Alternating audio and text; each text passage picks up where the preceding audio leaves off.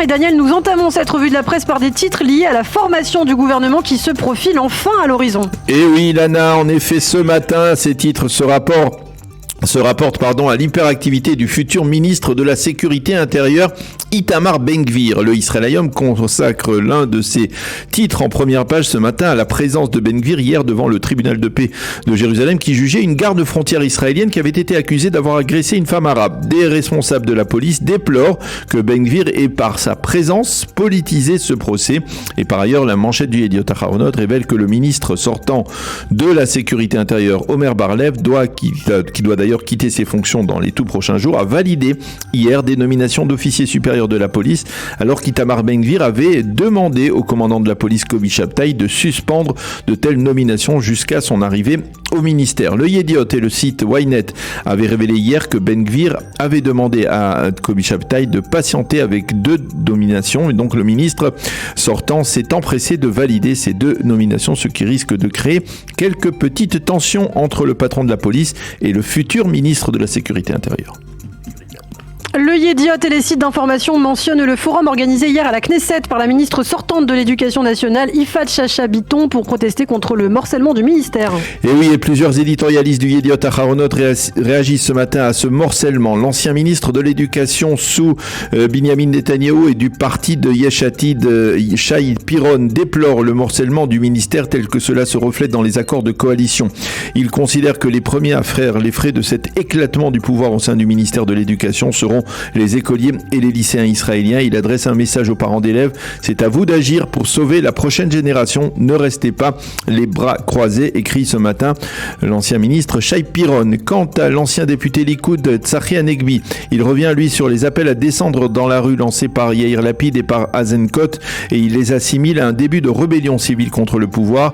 Nous assistons à de plus en plus d'indices inquiétants de rejet de la Vox Populi telle qu'elle s'est exprimée le 1er novembre prochain, affirme Tzachi Hanegbi. L'ex-général Giora Eiland écrit dans la même page éditoriale du Yediot Aharonot que les accords de coalition tels qu'ils sont présentés risquent de porter atteinte à l'efficacité des ministères israéliens. Conséquence directe, une perte de toute forme de gouvernance. Et le caricaturiste Yotam Fishbein décrit ce matin, toujours dans le Yediot Aharonot, il décrit justement ce morcellement du ministère de l'Éducation nationale en montrant le bâtiment du ministère écartelé entre Avi Maoz d'une part, Aryeh Deri de l'autre, et Orit Strouk du parti sioniste religieux pour également qui doit recevoir également certaines prérogatives dans ce ministère. La manchette du Israël Hayom est elle consacrée ce matin aux relations, Daniel, entre le futur gouvernement israélien et l'administration Biden. Et c'est Ariel Kahana, le correspondant diplomatique du Israël Hayom, qui nous livre son appréciation sur ces relations. Il rappelle qu'actuellement Joe Biden a d'autres chats à fouetter sur le plan intérieur pour se focaliser uniquement sur le gouvernement Netanyahou qui prend forme, mais il estime que le président américain et Anthony Blinken ne manqueront pas de monter au créneau pour dénoncer toute forme de construction en Judée-Samarie et pour s'opposer aux réformes que Bezalel Smotrich entend entreprendre quant au statut des territoires. Selon Kahana, il ne fait aucun doute que la confrontation entre le gouvernement Netanyahou et l'administration Biden sera inévitable.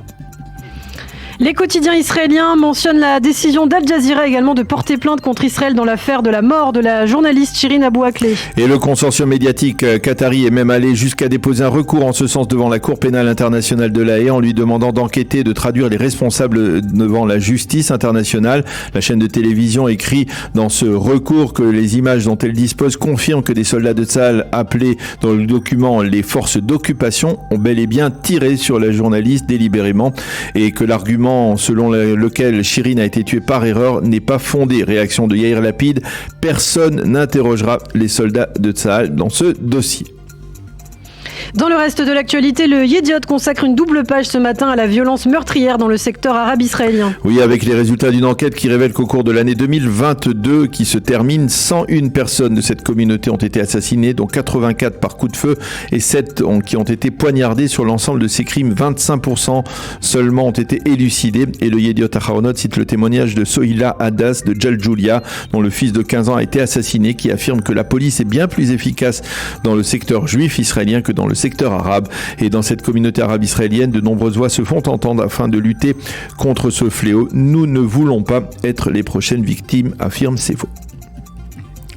Et puis le Haaretz publie ce matin une enquête intéressante sur les enfants des premiers habitants juifs de Hebron il y a 55 ans après la guerre des 6 jours. Oui, Ofer Aderet du Haaretz se penche sur le doctorat réalisé par une universitaire israélienne sur ces enfants qui ont suivi leurs parents dans l'aventure de l'installation dans la cité des patriarches dès 1968, c'est-à-dire tout de suite au lendemain au lendemain de la guerre des 6 jours. Aujourd'hui, 55 ans plus tard, ces enfants sont eux-mêmes devenus de grands-parents et ils ont partagé leurs sentiments, le plus souvent des sentiments d'élévation, de participer à un événement de l'histoire du peuple juif. Il y avait une véritable euphorie dans l'air et des drapeaux israéliens partout se souviennent ces enfants qui ont grandi depuis. Et puis enfin, pour terminer, en consultant la presse israélienne ce matin, impossible de passer à côté de la qualification du Maroc. Et oui, Khafla marocaine, titre en première page de Israël Hayom qui souligne que l'équipe marocaine a joué le bunker pendant 120 minutes avant de se qualifier au pénalty. Le Yediot Aharonot lui mentionne cette victoire sur l'Espagne en principal surtitre de son édition. La fête marocaine, titre le grand quotidien nous montrant les 11 lions du désert, et Assi Chaim du Yediot Aharonot était hier en compagnie de milliers de supporters marocains sur la place centrale de Marrakech. La terre a tremblé lorsque Ziyech, la star de l'équipe marocaine, a marqué le dernier pénalty de la victoire. À noter tout de même que dans les réseaux sociaux, on voit les footballeurs marocains brandir un drapeau palestinien et on voit des manifestations de soutien à la cause palestinienne dans les rues du Maroc hier soir.